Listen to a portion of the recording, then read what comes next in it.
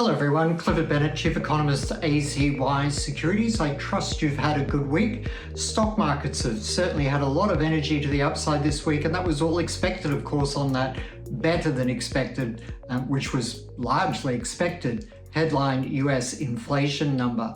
And things continue to look good on that front in terms of headline data. I won't go into all of that again, but obviously still a lot of question marks over core inflation, and this is why the Federal Reserve will be hiking interest rate at its next meeting. We saw new farm payrolls yesterday adjust a little bit in a way that supports that view that the Federal Reserve will in fact hike interest rates at least one more time.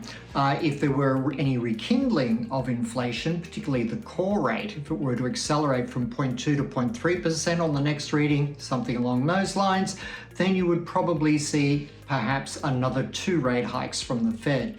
But for the moment, it does look like one more rate hike, and then we will be in for a very long period of pause as some people continue to talk about interest rate cuts that are never going to happen, and others talk about maybe the Fed will need to hike, but probably the Fed will sit as it is for a very long time. In fact, I foresee the terminal rate, whether it's 1 or 2 more hikes from here, as being where the Federal Reserve will then sit for a further 6 to 18 months. So no peak, just crawling up to a plateau and staying there on solid ground for a very long time. As I like to say, the aberration was low rates. This is not an aberration in monetary policy. This is more back to normal.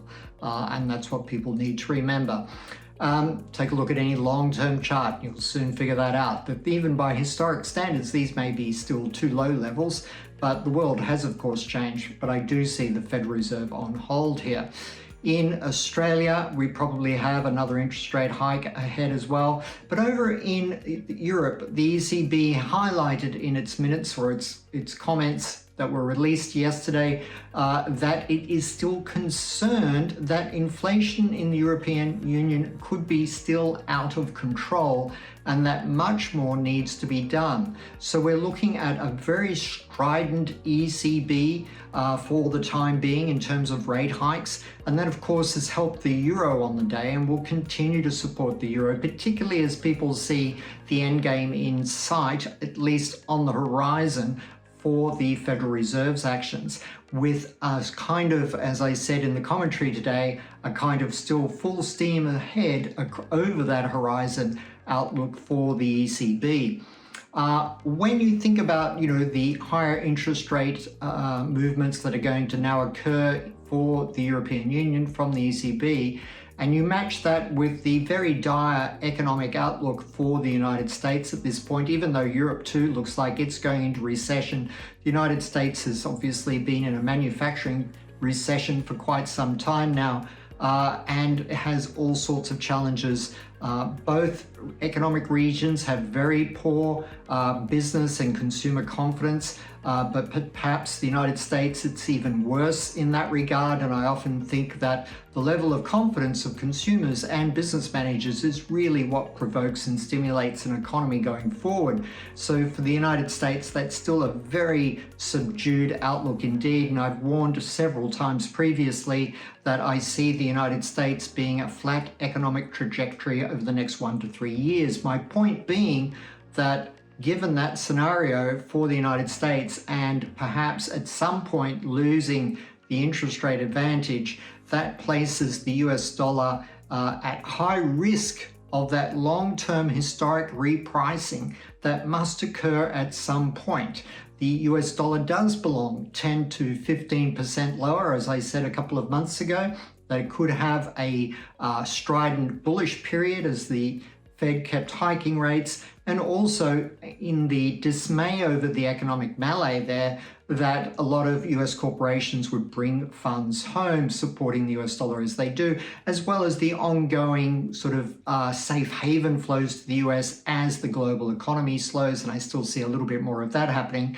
But nonetheless, I think the cat is out of the bag, so to speak, in that the US dollar is tremendously overvalued from a long-term perspective, as it will no longer be the only reserve currency. It may still be the largest reserve currency by a margin, but but it is no longer the only reserve currency. We all know that the euro itself and the yuan are in their own areas of interest, if you like, or popularity around the world, becoming a massive part of any institution's currency investment portfolio.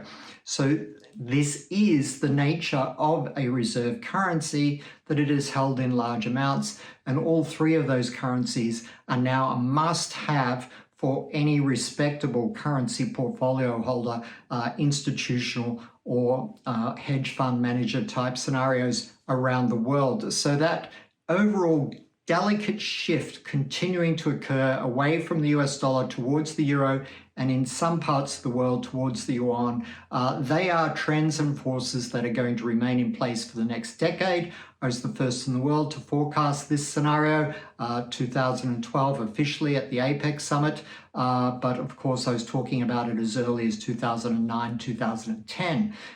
Three equal reserve currencies eventually. I thought it would take 10 to 15 years. It may take 20 to 25, but it is clear to all now that this is a trend that's happening. Some people think it's breaking news. We were talking about it over a decade ago.